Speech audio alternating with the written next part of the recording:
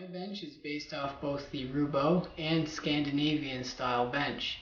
When I first considered this idea, it was because of the Edwards bench. I saw that he incorporated both bench designs and I thought it was a great idea. Plus I couldn't decide which design I liked more. I really liked the idea of the flush legs with the leg vise, but I also liked the idea of the shoulder vise being able to hold long pieces. When I figured out which bench design I was going to do, that I was going to incorporate both the Roubo and Scandinavian bench, I had some design difficulties to figure out. The first problem I had was the design for the base. When you look at trestle style bases, they are much different than the base which is on most Roubo benches. The Roubo usually has four legs that are tenoned into the top of the workbench, while the trestle style base, like on most Scandinavian benches, has the legs with two trestles that go across both the bottom and top of the legs, and the bench top rests on the trestles. And usually they have two dowels in the trestles that align the bench top to the base. But since I wanted a double-sided bench with the Roubo side flush with the legs and with the leg vise, I needed to consider the strength that a trestle base would offer. When you have simply just a trestle base, there is no strength laterally. So if you have your leg vise and you are really cranking on the vise, the force from the vise will pull the bench top off of the alignment of the base. So in my bench design, it is both a trestle and Roubo style mix. The two front legs on the Roubo side are tenoned into mortises in the bench top, and along the trestles between the legs there is a dowel in each one, which also helps align the bench top. So my bench top is removable from the base. Here you can see the base for the bench, and you can see how it is very similar to a trestle style base. But you can also see how it is similar to the Roubo in that there are stretchers that run between the Roubo side of the bench and through this side of the bench, as well as on this side of the bench we have another stretcher. You can see the top of the leg assembly here has a trestle that runs across the top. You can see, unlike most trestle style bases, these two legs on the front of the Roubo side are not only flush with the edge of the bench, but you can see on this side how it is not traditionally joined to the trestles. Like most trestle bases, the legs run between the bottom and top trestle. But you can see how on the Roubo side the leg runs alongside of the top and bottom trestle. This is so that the joinery does not interfere with the Roubo side of the bench, which allows the front of the leg to be flush to the bench top, which is not how a trestle style base is traditionally done. All of the joinery for the bench's base is mortise and tenons, which are also drawboard. This created a very strong base, and it should last a very long time. Another design consideration when building a workbench is wood movement, and when I decided to incorporate both bench designs, that was another issue that I needed to figure out.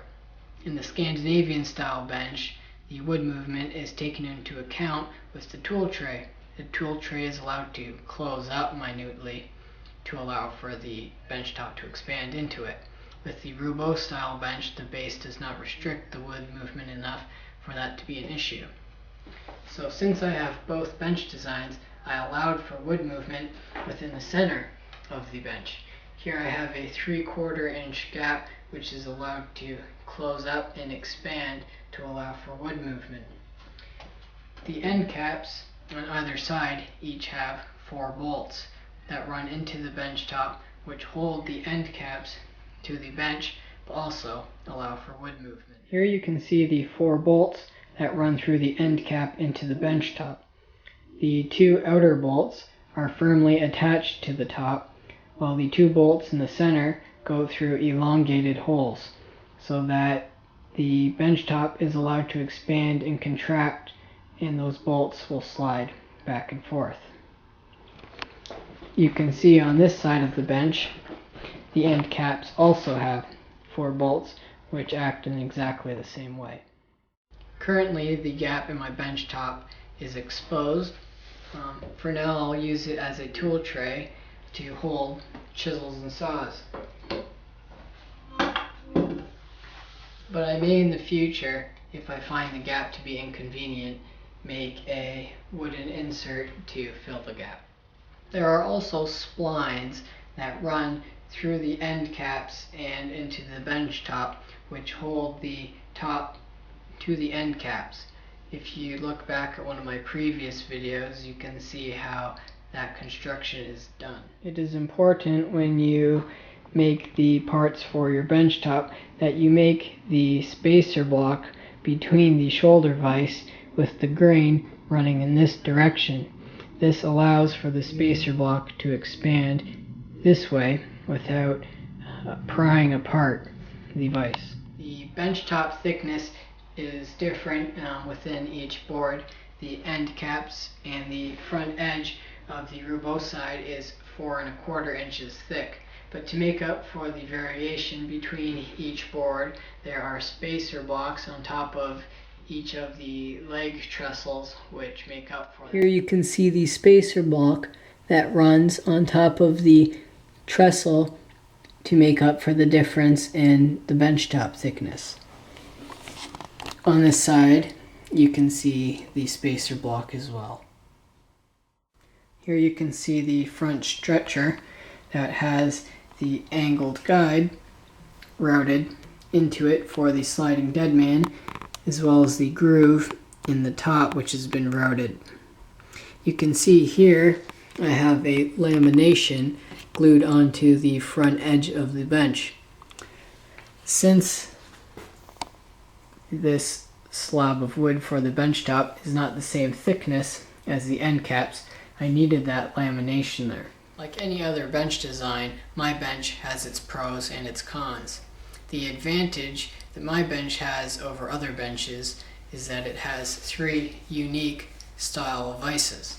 It has a shoulder vise, which excels at working on the end grain of a board, like cutting dovetails, since the vise does not have any guides in the way. The leg vise excels at planing the edges of long boards, since the legs are flush to the edge of the bench top and it has a sliding deadman. You can easily attach a board to the side of the bench for planing. And with this style of tail vise, you can easily clamp any board so that you can do face grain work. As well, you can clamp small pieces between the jaws of the vise. Also, with a Roubo style bench, you have hold fast holes, which are extremely convenient when clamping small items or large items on the top of your bench in a hurry. One of the disadvantages with my bench design is that you have to place it in the center of a workshop. You could put the workbench up against a wall, but you would have to sacrifice the leg vise. You could easily remove the leg vise from the bench and stick this side of the bench up against the wall, but then you lose the ability to use the leg vise with the legs flush to the side of the bench, although you could still use the hold fast holes. So for someone who has a small space or enjoys having a workbench up against a wall so they can hang items directly above their workbench, then this style of bench may not be suitable. Another disadvantage to this bench design is that it is very labor intensive to build. Because it uses both Roubo and Scandinavian style benches, it's almost double the work, since you have to build a shoulder vise, a leg vise, and a tail vise with tenons mortised into the bench top. This all requires extra work that if you were to choose one of either bench designs, you would only have to do half of the work. This workbench design is good for anyone who can put their workbench away from any of the walls in their shop, who have access to all sides of the bench. It is also a good bench design for someone who does not know which style of bench they prefer and would like to try out both bench designs. The parts for the base of my bench are 4.5 by 3.5 inches thick. The front leg for the leg vise is 5.5 by 3.5 inches thick. The three stretchers are 5 5/8 by 2 3/8 of an inch thick. The total length of my bench is just under 6 feet. It's 69.25 inches long, and the distance between the two furthest bench dogs when the tail vise is extended is 69.25 inches long as well. The bench top is 25.25 inches wide here and 36 inches wide here. The bench top is 30.25 inches from the ground. I found this height to be good for planing, sawing, and chiseling based off my old workbench. The height could always be a little lower for planing, like always, and the height for sawing could always be a little higher. The distance between the chop of my shoulder vise and the bench edge is about 5 inches. The distance between the tail vise and the bench is about 7 inches, and right now with the screw that I have for the leg vise, the distance between the bench edge and the chop of the vise is about 8 inches.